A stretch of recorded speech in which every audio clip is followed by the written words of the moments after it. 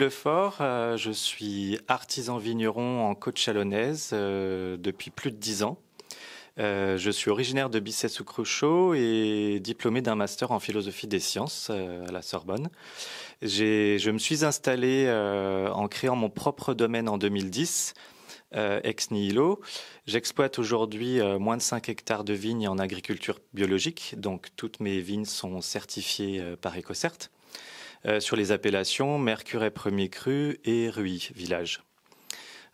Aujourd'hui, je suis président des vignerons de Ruy. J'ai été président de la Jeune Chambre économique de Chalon-sur-Saône en 2017. Et je fais partie de la génération écologie. Je suis assez sensible au respect de l'environnement et la santé humaine. Après mon baccalauréat, j'ai tenté médecine et j'ai ensuite étudié 6 ans la philosophie en faisant un master en philosophie des sciences, éthique médicale, philosophie de la médecine. Donc pendant ces 10 ans d'études, j'ai travaillé dans le domaine viticole. Ça m'a permis de financer mes propres études. Et après l'agrégation, j'ai souhaité faire une formation un peu plus professionnalisante, entre guillemets, puisqu'elle était toujours universitaire, en faisant mon master Vigne et Terroir, ce qui m'a donné par la suite l'envie de créer mon domaine. Voilà. J'ai souhaité m'attacher à la vigne parce que déjà, je voulais revenir à mes racines, à la Bourgogne, après quelques années à Dijon, 2 ans à Paris.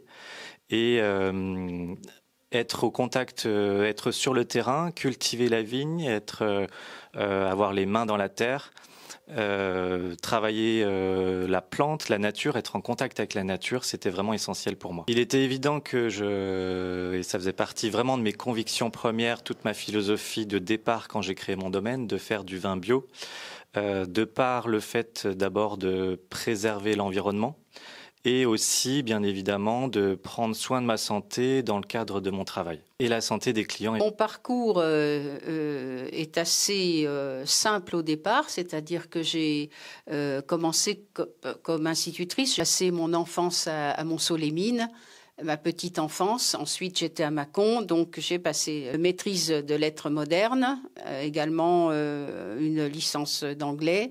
J'ai enseigné à Buxy, j'ai enseigné à Saint-Marcel, à Chalon-sur-Saône, en particulier au collège Jean Zay, qui était un collège très difficile. J'ai terminé ma carrière en étant principale de collège. J'avais été proviseur adjoint dans un grand lycée d'Auxerre. Enfin, je suis toujours restée en Bourgogne et j'ai toujours gardé notre maison de Saint-Loup de Varennes. Je n'ai pas immédiatement été particulièrement portée sur l'écologie. J'ai d'abord voulu m'intéresser à la politique parce que pour mes enfants, je voulais qu'ils aient une société dans laquelle ils se sentiraient bien et qui correspondait à mes valeurs. Donc j'ai d'abord été intéressée par la politique. J'étais au Parti socialiste. J'ai travaillé avec Arnaud Montebourg et puis de plus en plus, eh bien, les problèmes écologiques se faisaient prégnants. J'ai beaucoup lu sur le sujet et je me suis dit, mais la priorité des priorités, c'est l'écologie. Donc, tout en gardant la politique sans laquelle on ne peut pas vraiment résoudre les problèmes à grande échelle, je me suis rapprochée de l'écologie et de Génération Écologie en particulier lorsque j'ai lu le livre de Delphine Batho, son manifeste, qui pour moi était très très clair, exactement ce que je ressentais. Donc, effectivement, une militante de l'écologie, j'essaye, par exemple, je suis également fresqueuse, c'est-à-dire j'anime des fresques du climat.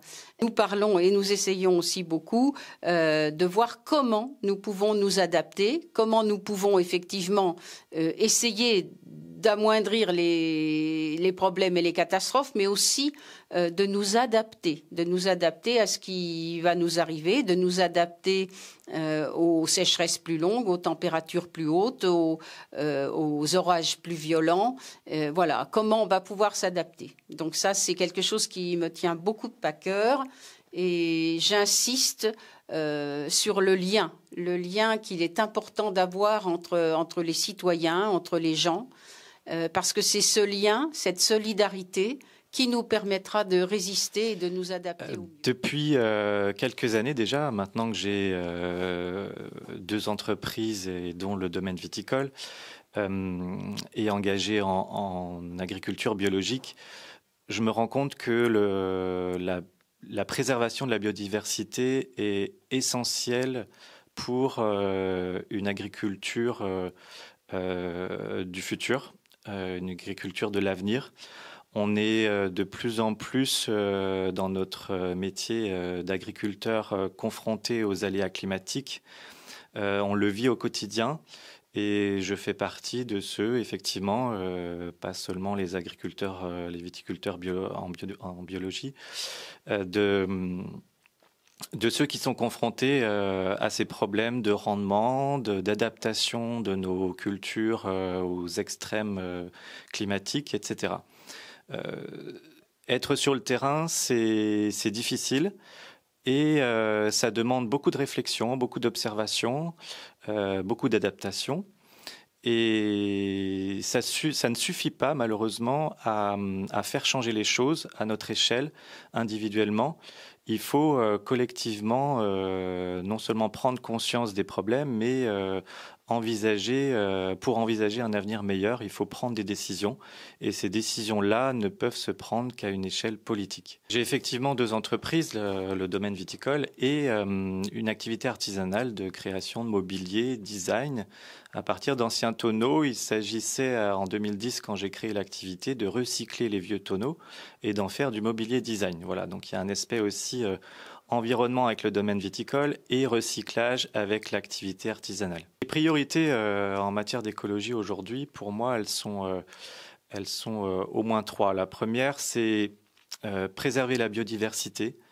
À notre échelle, mais à une échelle bien évidemment plus grande, à l'échelle du département, à l'échelle de la région, à l'échelle nationale et à l'échelle de la planète.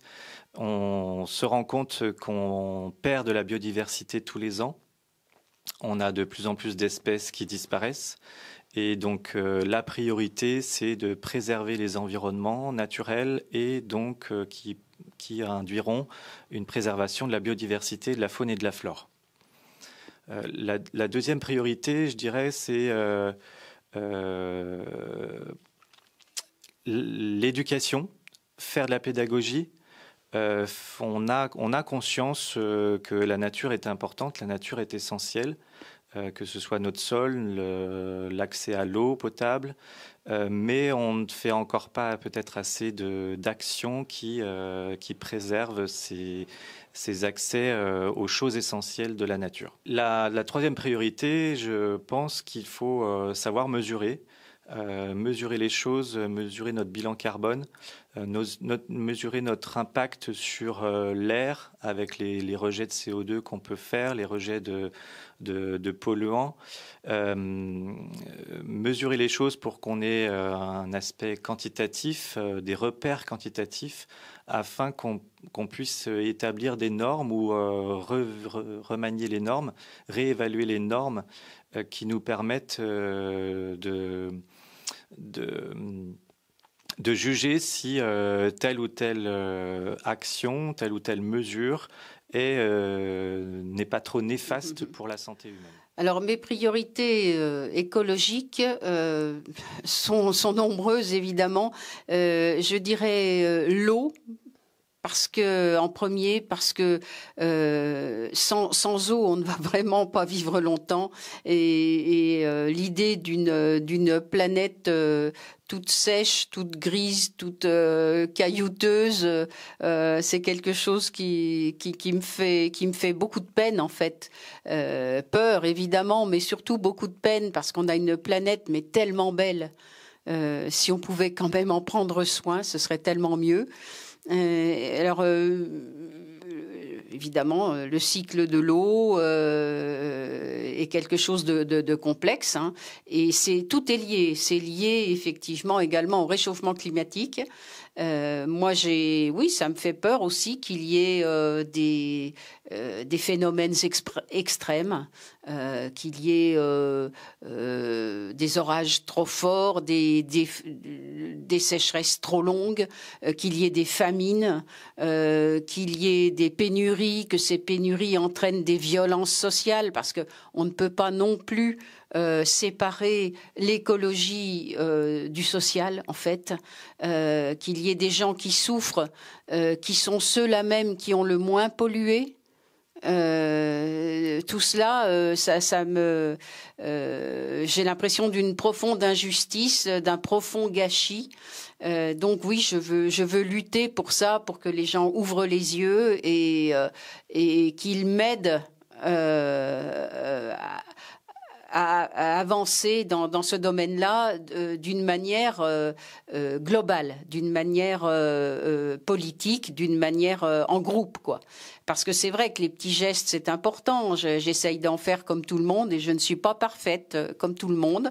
Les écologistes n'ont pas à être parfaits non plus. Ils font ce qu'ils peuvent. Mais les petits gestes ne suffiront pas. Tout le monde en a bien conscience. Donc il faut effectivement à un niveau de société, c'est-à-dire que le groupe humain essaye de prendre des décisions communes et essaye de s'y tenir.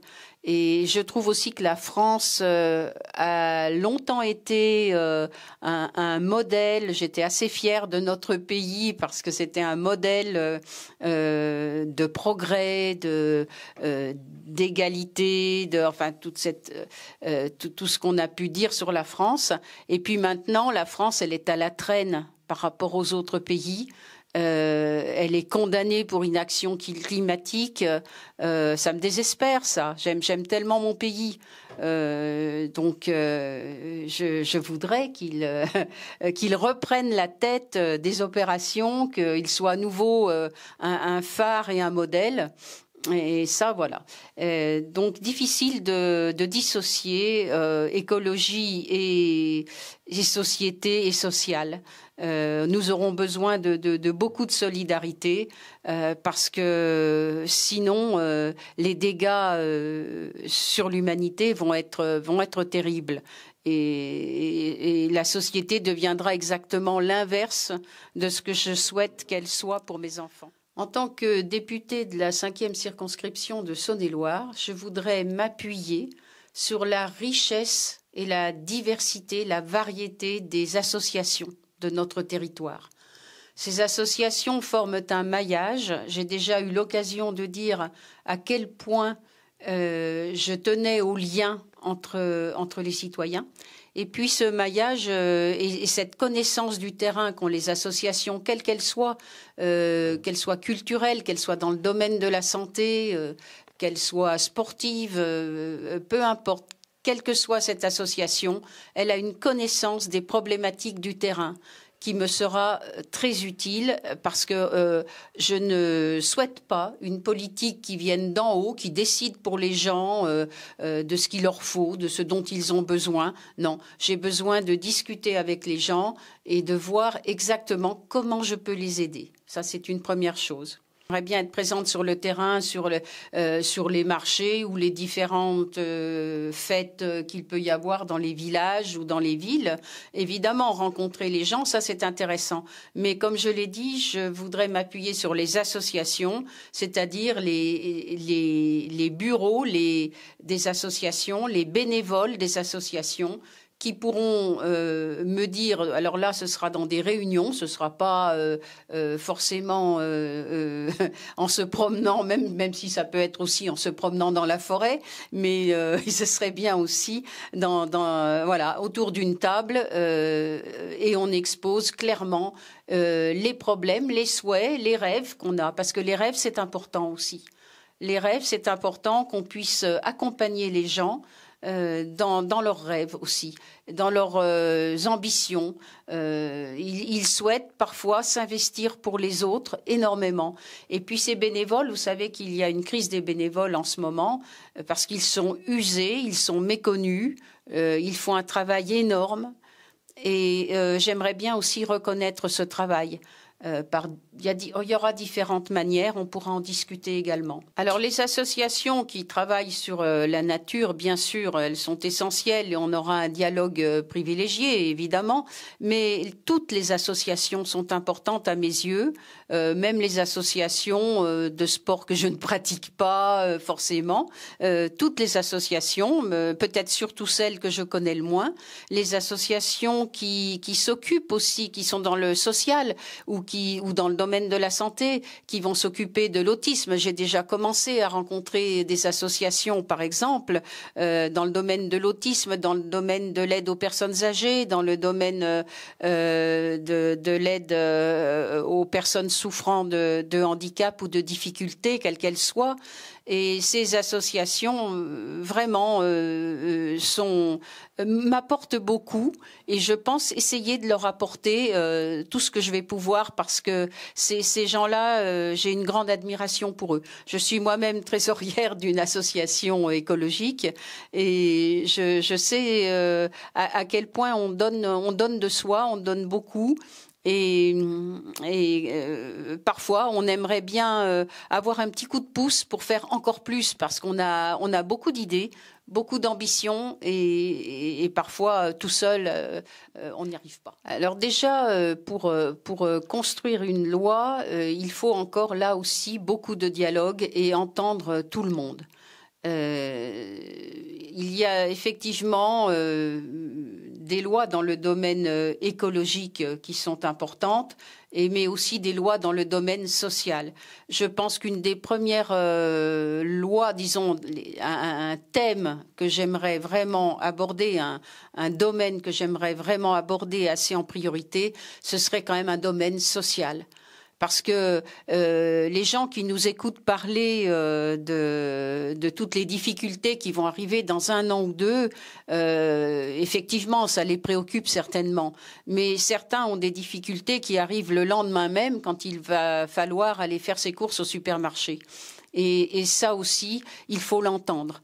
Ces gens-là n'ont pas le temps d'attendre, ils ont besoin immédiatement d'aide, surtout d'accompagnement, parce qu'il ne s'agit pas seulement de donner des aides qu'il faut sans cesse renouveler, il faut surtout accompagner pour aider les gens à trouver leur domaine où ils seront bien, à trouver leurs actions, à trouver ce qui leur manque pour vivre dignement. Peut-être c'est un logement, peut-être c'est un métier.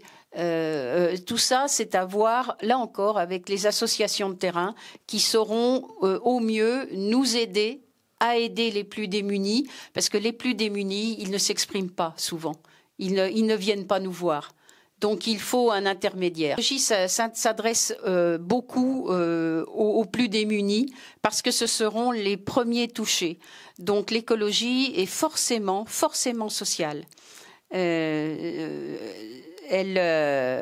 s'intéresse à l'environnement et quand on dit l'environnement, c'est bien l'environnement des gens. Évidemment que le vivant dans son ensemble me passionne et ce foisonnement de vie que nous avons sur Terre ne s'arrête pas à l'humanité. Il y a effectivement tellement d'animaux, de plantes, de paysages qu'il nous faudrait préserver. Mais tout cela... s'il n'y a plus d'humains pour en profiter, voilà, c'est pas vraiment mon souhait. Je souhaite vraiment. Bon, c'est aussi une de mes formation de départ, hein, puisque je suis passée par un parti donc socialiste, le parti de gauche, où on s'intéressait beaucoup au social. Donc moi, je ne dissocie pas le social de l'écologie, et ils sont liés, parce que sans l'écologie, sans un travail sur l'écologie, les gens les plus démunis vont énormément souffrir. Et sans un travail sur le social, on n'arrivera pas non plus à travailler sur l'écologie, les gens n'en verront pas l'intérêt. Il y a donc tout un aspect aussi éducatif. David l'a dit, on est bien d'accord sur ce point. Alors en tant que suppléant d'Annick Bourbon-Rochette pour la 5e circonscription de Saône-et-Loire. Moi, je fais le constat d'abord que le pouvoir exécutif, depuis Emmanuel Macron ou les précédentes présidences, la classe politique en général, déçoit la population française. Et ce que je souhaiterais apporter un petit peu en soutien à Annick, c'est un peu plus d'éthique. Un peu plus de recul sur ce que les mesures que sont prises au niveau politique par l'exécutif, et faire en sorte justement que le législatif soit plus en accord avec les attentes de la population française. Des attentes en mesure donc sociale, en mesure d'éthique, et que tout ce qui est toutes les orientations du gouvernement aient plus d'équité. Voilà. Pour redonner un petit peu confiance à la population française envers le pouvoir politique en général. Plus concrètement, j'estime qu'il y a effectivement un accent écologique à apporter, même si pour moi, personnellement, je considère que l'écologie ne doit pas être partisane.